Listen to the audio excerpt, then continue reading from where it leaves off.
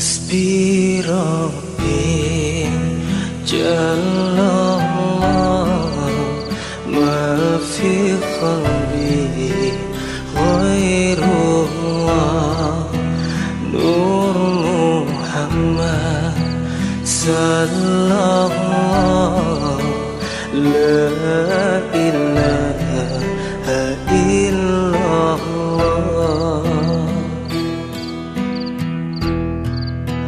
Wassalatu wassalamu ala rasulillah Sayyidina wa maulana Muhammadin ibni Abdillah wa ala alihi wa sahbihi wa man walah wa la hawla wa la quwata illa billah radhiyallahu ankum wa qala radhiyallahu ta'ala anhu wa ardah. Alhamdulillah, kita panjatkan puji syukur kehadirat Allah Subhanahu wa taala.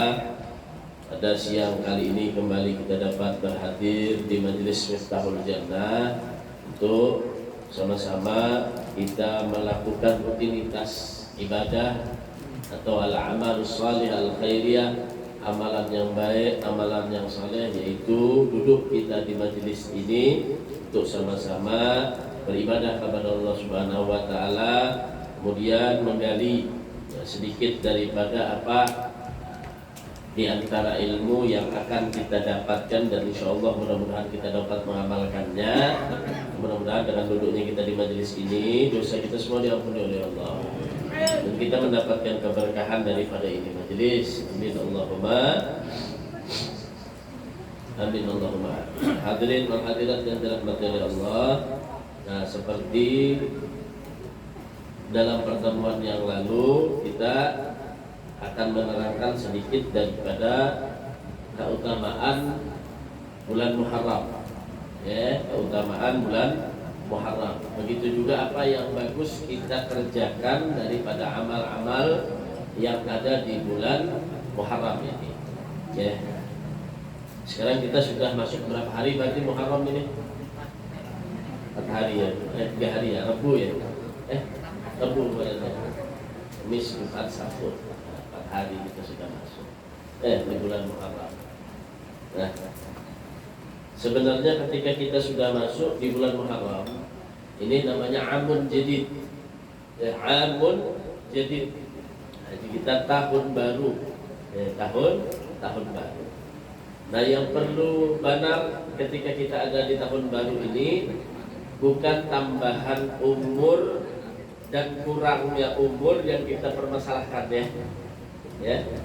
Kalau kita kelahiran mungkin daripada masehinya ada yang bulan Juli, Juni, Agustus tahun 60, 70, 80, 90, 2000. Nah, ketika kita berganti tahun, itu yang kita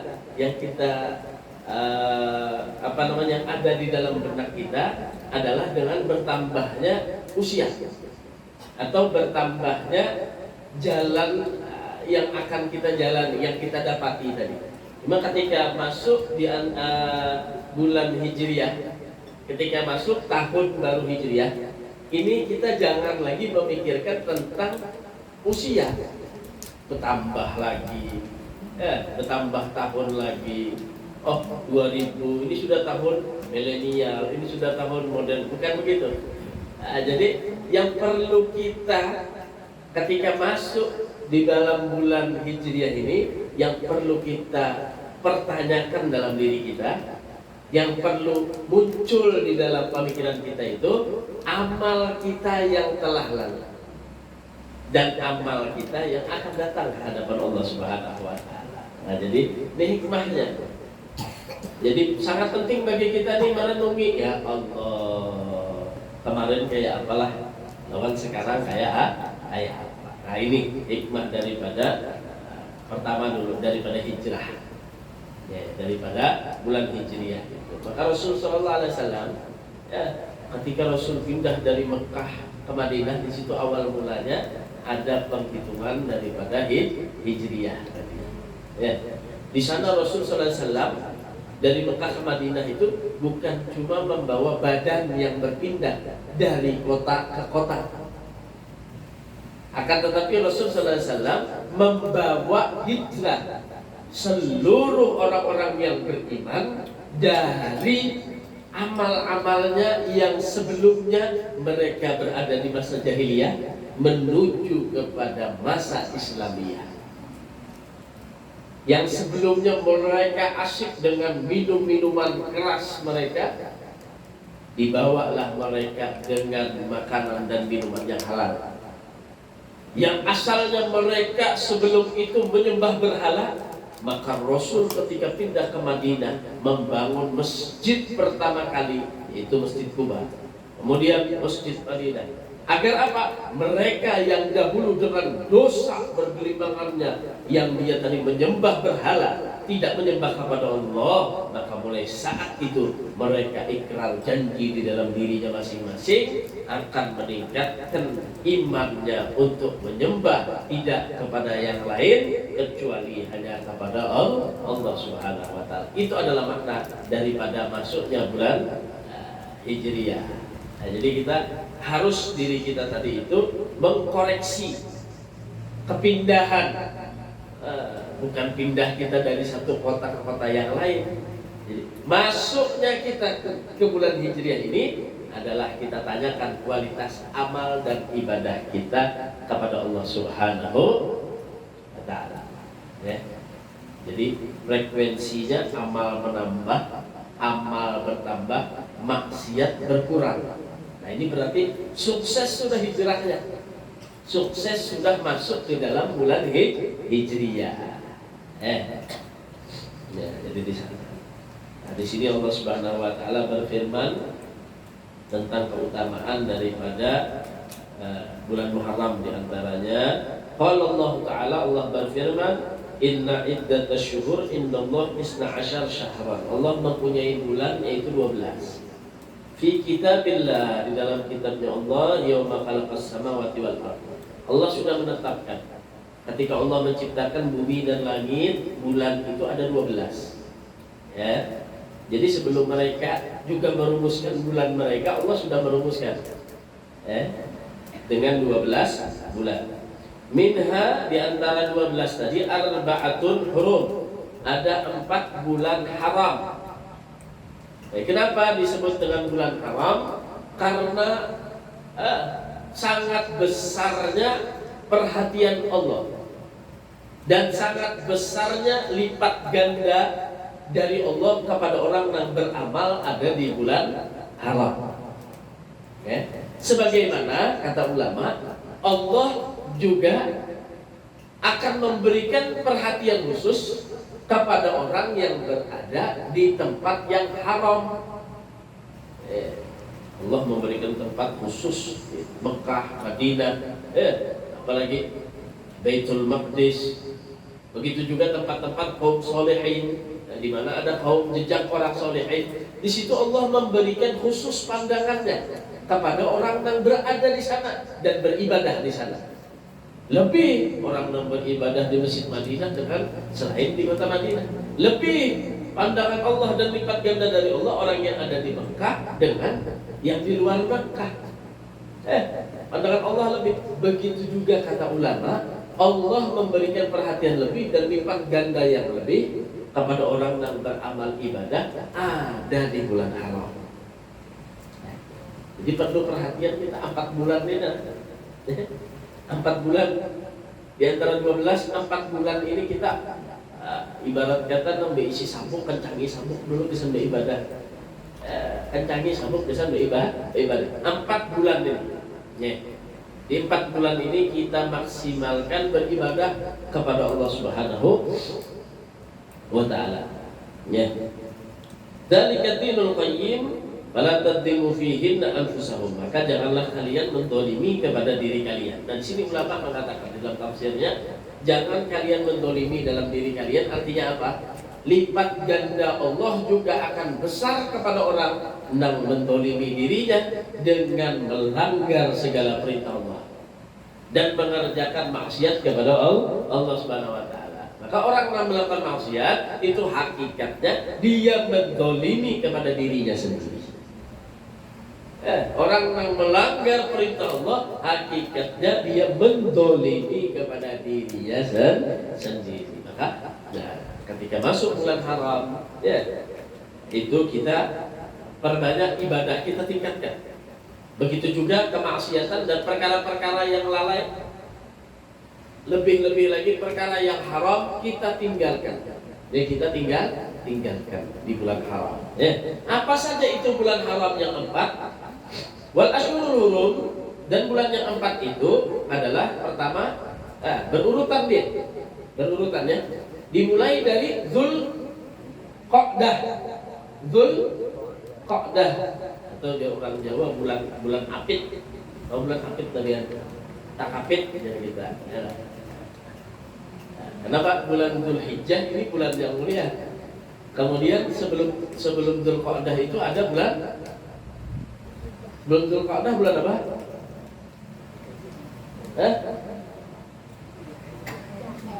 Bulan Syawal. Ada Dzulqa'dah. Nah, Dzulqa'dah ini bulan mulia, bulan haram. Kenapa sebagian ulama mengatakan banyak orang yang lalai di bulan Dzulqa'dah? Wah, kenapa Ramadan kekancangan sudah beribadah?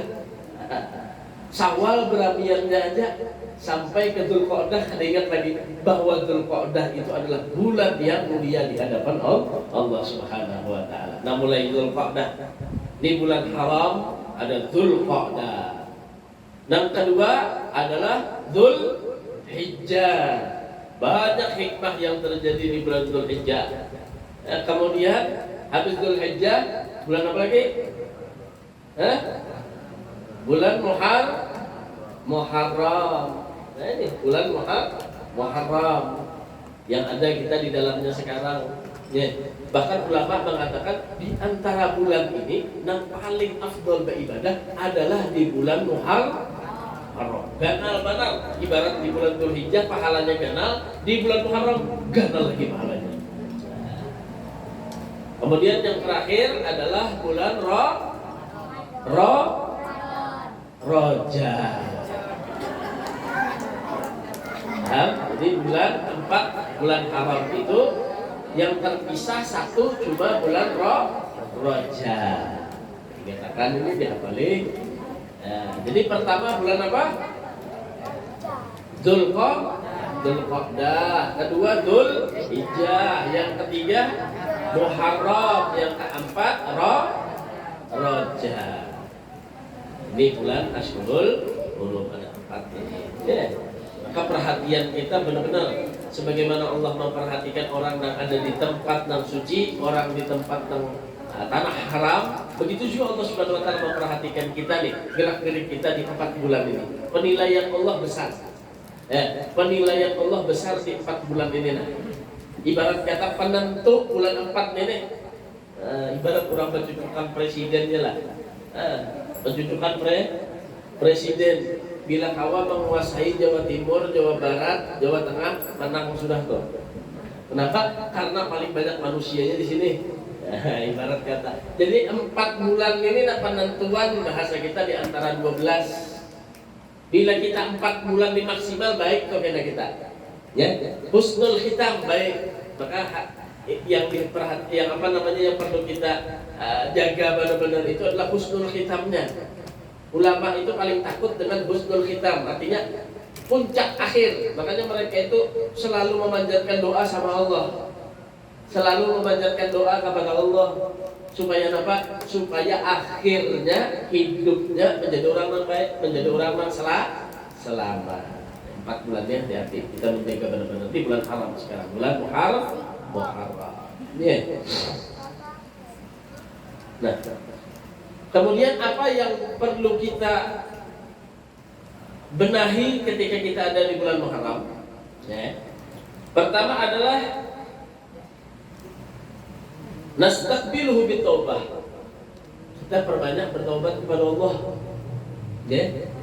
Banyak bertaubat kepada Allah Subhanahu wa taala. Ya. Fa innahu bidayah amjadid. Nah, ini dikatakan ulama apa? Awal daripada tahun baru. Awal tahun itu, ini awal tahun, walaupun kada pas nang malam Rabu tadi. Nah, kalau Pak, ulun bebe malam Rabu tadi tak kuring kada sewat membaca doa awal tahun. Boleh lah ulun hari keempat ini sudah membaca doa awal tahun. Jangan kawa sebulanan baca. Imbas sembahyang baca doa awal tahun. Sebulanan bulan Muharram ini. Kenapa? Karena doa awal tahun itu isinya apa? Meminta lawan Allah Subhanahu wa taala agar dikuatkan iman, di antaranya agar setahunan itu menjadi orang taat lawan Allah. Begitu juga minta ampun lawan Allah, ma'alam wa mala a'lam. Sesuatu yang kita kada tahu lawan kita nang tahu, bersengaja lawan nang kada bersengaja, kesalahan atau sesuatu yang pernah kita gawi, kesalahan lawan Allah taala, minta ampun lawan Allah Subhanahu wa taala. Jadi pertama masuk bulan Muharram ini perbanyak taubat. Perbanyak taubat kepada Allah Subhanahu wa taala. Ya. Allah Subhanahu wa taala berfirman, ya ayyuhalladzina amanu tubu ilallahi taubatan nasuha asa rabbukum ayyukaffir ankum sayyi'atikum wa yudkhilul jannata tajri min tahtiha al-anhar. Ya, Allah Subhanahu wa taala berfirman, wahai orang-orang yang beriman, bertaubatlah kalian kepada Allah taubatan nasuha. Nah, yang dipinta Allah di sini taubat nasuha. Taubatan nasuha. Maka Allah akan mengampuni dan Allah akan mengganti daripada segala kejelekan kalian dengan kebaikan. Ya, menetralisir orang yang ketujuh begawian yang kada baik, ketujuh mengucap kada baik, ketujuh duduk-duduk yang kada baik, selama ia masih mau bertaubat lawan Allah, maka akan diganti oleh Allah Subhanahu wa taala, berkurang. Kejelekannya akan berkurang dengan sendirinya dan kebaikannya akan bertambah dengan sendirinya, mengalahkan kepada kejelekan tersebut. Ya. Jadi memakan kejelekan dimakan dengan kebaikan. Cuma ada namanya tadi, ada syaratnya, harus bertaubat. Jangan menjadi kita menggawi maksiat tuh senyaman-nyamannya. Ada ingat ditaubat. Nah, jadi tagawi juga, cuma ingat bertaubat. Ingat bertaubat. Kali hebi ulun hidup di zaman nang ini makanya kayak orang tua bahari bibaja. Orang tua bahari kada tahu di HP, wah ini HP diikuti. Nah, orang tua bahari kali mana-mana gosip, wah ini di telinga bilang gosip aja. Tongkrongan duduk di sana kamari, mau kada mau talihatin babinian. Nang babinian mau kada mau karena sekolah, karena tuntutan dan selainnya terkumpul lawan lelakian. Ada kayak orang tua bahari. Orang tua bahari apa turun maghrib paling mengaji Al-Quran, mulai ke rumah. Goreng, melihat TV paling berapa? Cara nang dilihat TVRI, kerja TVRI. Benua ini macam-macam sudah. YouTube, Google, semacamnya sudah berada di satu zaman yang kita artinya sulit untuk menghindarinya. Lalu kayak apa kita memurnikan ini supaya Allah itu mau lagi menggantikan, artinya menggantikan itu apa? Kebaikan kita itu lebih banyak daripada keburukan.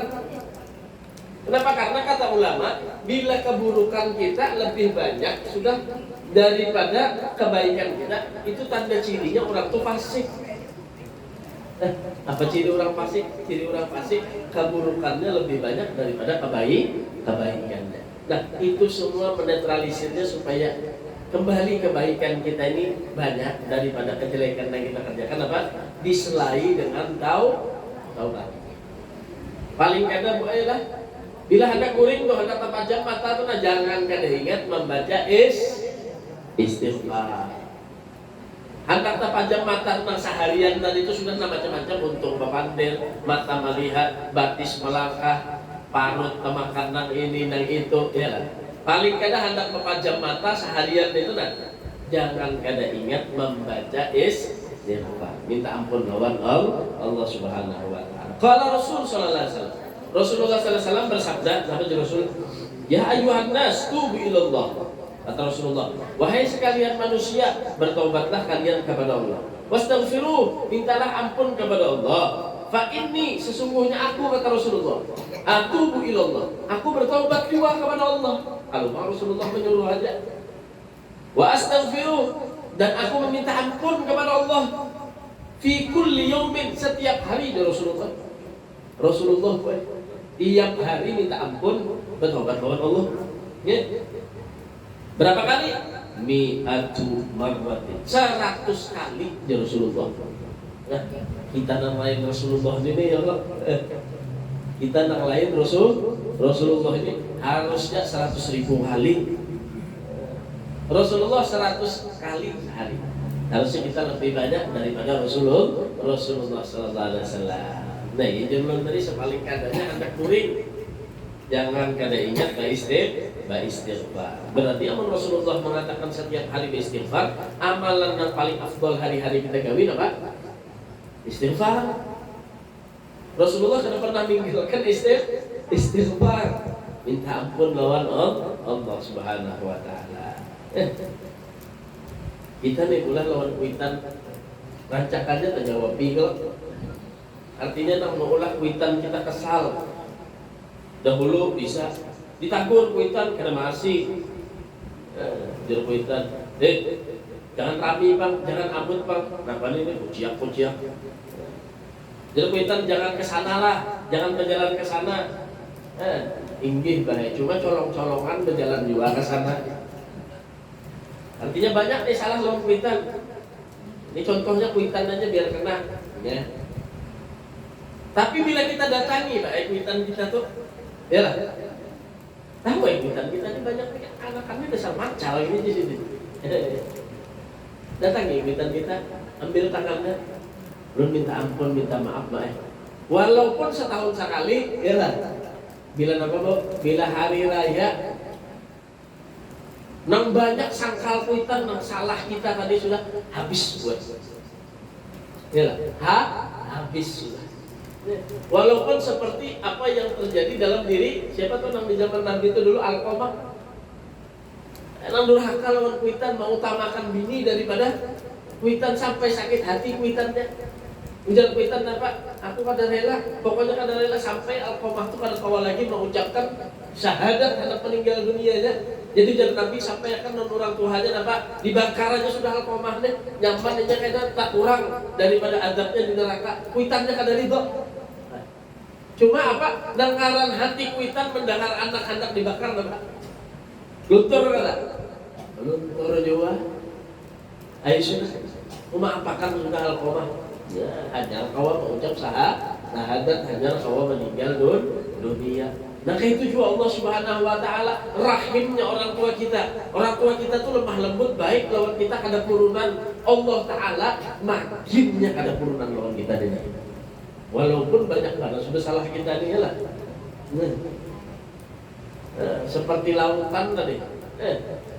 Dimasukkan dalam lautan itu satu kayu yang kecil ditimbai atau satu batu yang kecil ditimbai ke lautan itu, maka begitu juga dosa seorang hamba sebanyak-banyaknya kayak apa aja di hadapan Allah seperti batu yang dilempar ke dalam lautan.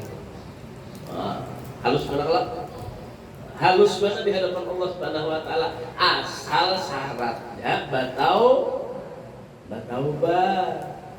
Mun kada bertaubat ini menantang lawan Allah. Contohnya siapa? Fir'aun.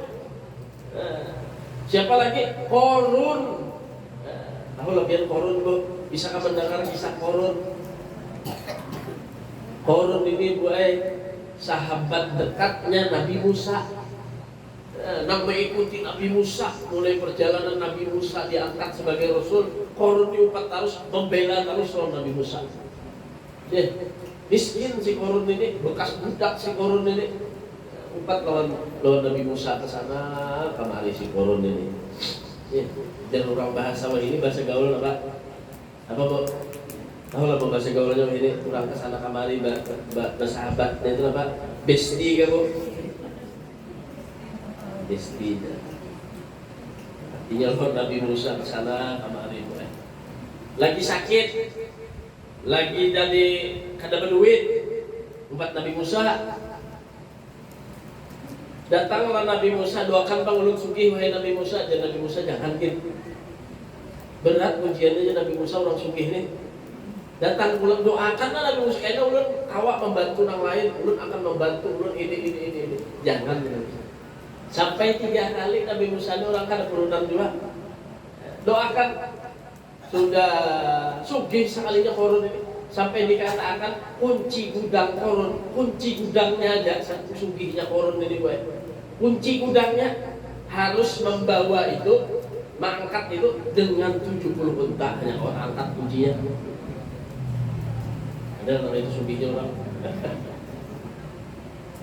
Sugihnya si korun ini kunci gudangnya aja 70 unta, hanya kawan angkat membawa kuncinya aja. Masya Allah.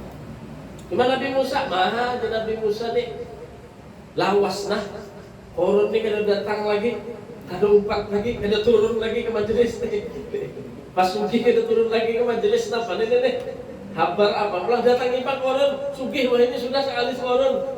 Mintai aja Nabi Musa, dimintai untuk membantu orang-orang miskin, orang-orang fakir. Mintai lawan korun. Ujar korun apa? Oh kada. Yang mencari ini aku, dunia ini milikku. Ujar korun. Apa aja sekarang bisa aku beli? Kada mau lagi si korun ini berbakti kepada Allah, berbakti kepada Nabi Musa. Nabi Musa ini berisi yang tipikal. Nah, ulanglah. Nabi Musa ini tipikal, Nabi Musa ini agak keras sedikit dari nabi-nabi yang lain. Tegas Nabi Musa ini. Oh, itu kan dan Nabi Musa. Doakan aja, pulang sudah nih. Situ sini pulang didoakan Nabi Musa. Artinya habisakan doang ampun si korun itu. Ya korun itu lawan harta-hartanya tapatan. Dibalik oleh Allah masuk ke dalam bumi. Sugihnya bu. Alih menghabiskan duitnya. Masya Allah. Habis makanya bila dia tetamu, orang tetamu duit di dalam bawah tanah, jurang harta Hasbi Rabbi Jallallah ma fi qalbi ghairullah Nur Muhammad sallallahu